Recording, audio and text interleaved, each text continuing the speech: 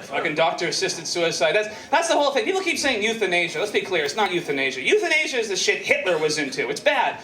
We're talking about doctor-assisted suicide, but the way everyone freaked out, you'd think we were trying to make doctor-assisted homicide legal. Like we weren't gonna let doctors wear ski masks with chainsaws and chase elderly women in their panties down slippery hallways. Like, it's a homicidal doctor! No, it's suicide, and I'm all for it. I think suicide should be legal because I don't want to get old. I'm 35 years old and I feel like shit. I don't need to feel twice as bad. I think you should be allowed to punch your own ticket, and suicide's against the law. Are we in a Monty Python sketch? That's insane, right?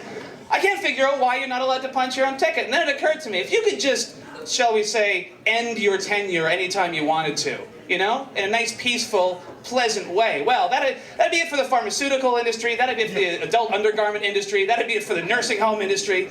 So they want you to hang on as long as you can. They try and sell you RRSPs. Every commercial for Freedom 55 is the same thing. A best case scenario.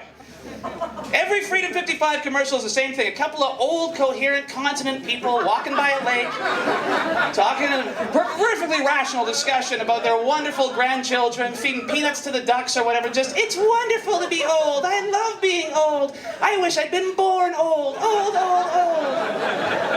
That's one possibility, sure. You never see the alternative in a commercial. You never see like a Freedom 55 commercial where it's like me at 100 years old, forced to live 50 years longer than I ever wanted to, just strapped to a bed with a headphone. The Chinese man downstairs is putting formaldehyde in my apple tooths. I don't want to get to that point. I think we need an alternative. I think we should have what's called the Blaze of Glory plan. That's what I want to see. Fuck Freedom 55. I want the Blaze of Glory. And the Blaze of Glory plan goes like this. It costs about $100 a month. And it's pretty expensive, but it's so worth it in the end, right? And once a month, you take an online cognitive test where they show you like photos of your own family and simple math and things like that. And if you fail that test like 20 times in a row, at some point in the future, there's a knock, knock, knock on the door, right? You open it up all confused, and there's a guy in a black t-shirt that says Road Crew, and he's wearing a headset. And he goes, Mr. Rhymer, you're late for your rock concert. I'm a rock star. You're the world's biggest rock star. And then they put you in a limousine and drive you to a stadium where they've hired all these extras to act like they love you, and they're wearing t-shirts with your name on it going, Dylan Rhymer, and they hand you a guitar, and you can't play for shit, but it doesn't matter, because everyone just pretends that you're Eric fucking Clapton for the next 4 hours. Just...